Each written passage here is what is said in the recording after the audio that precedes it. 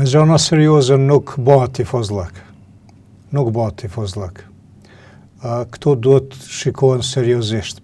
Dhe e shoh, keni ju shumë drejt që ndodhin këto gjëna, por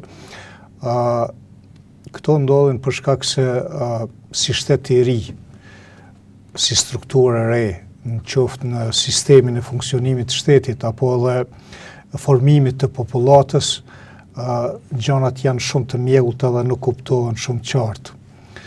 Dhe kjo ndërlidhet me shumë faktorë tjerë të cilët kemi biseduar edhe herave të tjera të kaluara.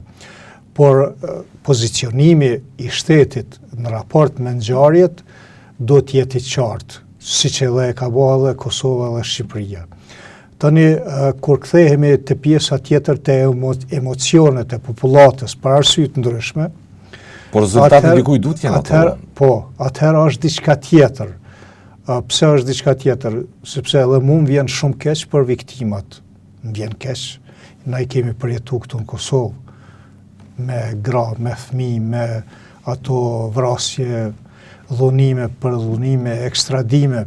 Cila është arsyeja që UÇK fitoi luftën edhe mbështetjen e perëndimit? Ta zënë pse Hamasi nuk e fitoi mbështetjen e perëndimit? Aty do dalë. Një proksi Iranit atje. Aty do dalë. Për ata unë qëllimisht përmend këtë pjesë emocionale, edhe këtë pjesën racionale, edhe zyrtare, janë dy gjëra të ndryshme. Emocionalja nuk të zgjedh gjithmonë problemin. Shpesh të shkakton probleme edhe më të mëdha, sepse e mbulon racionalen edhe racionalja nuk funksionon. Prandaj po them, duhet lihet pjesa emocionale, neve na vjen keq për gjitha viktimat, por e përmend Hamasin. Merrem mend sikur UÇK-ja të mos ishte përcaktuar për luftën në për Male, në për Pyje, në për po të ishte orientuar me hap luftën Prishtinë. Ndaj civilëve. Ndaj civilëve. Çka kishte ndodhur? Kush I kish kursy këta civil? Në emën të UÇK-s ishin bërë vrasjet më të mëdha dhe më makabre. Ose ideja që unë si ushtar, si ushtarak, me qëllim që ta diskreditoj armikun, të futëm në mesin e popullatës dhe prej aty ta luftoj armikun. Me siguri që ndoshta do të ishte civilizuar. Nuk e kishte UÇK-ja, prandaj kishte mbështetjen e ardhëve për dhe për ata e fitoi simpatinë, sepse ishte shumë e qartë, ishte e qartë në qëndrimet e veta, ishte e qartë edhe në raport me civil të serb, të cilët kur njëherë nuk I ka trajtuar as si rob.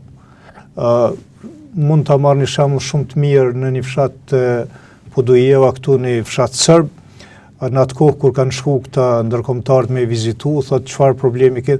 Jo, thotë si të fillojnë luftimet mes UÇK-s dhe forca autohtona serbe, thotë na ikum largohen, shpesh thotë këta të UÇK-s vinë ju qesin lopëve tona, edhe ju qesin me hangër e me pi, thotë edhe neve s'na kanë us, na kanë thonë jo rrini shlirë. Pra kjo fiton simpatinë. Nëse do të veproje e kundërta, na do të kishim krejt botën kundërt, sepse bota nuk I sheh gjonat bardhëzi siç I shohim shpesh ne. Na shpesh herë e lidhe me atë pjesën jo musliman, jo I krishter. Tifozllëku bëhet me këtë punë. Gabim. Na pjesa dërmuese e popullatës të Kosovës ka qenë muslimane edhe para lufte. Ndodhi lufta UÇK-s, kush e bombardoi Serbinë e krishter? E bombarduan shtetet e krishtera. Pra shtetet e krishtera e bombarduan një shtet të krishter, edhe dolën kundër një fuqie të krishter siç ishte Rusia, për me mbrojt një grusht musliman të Kosovës.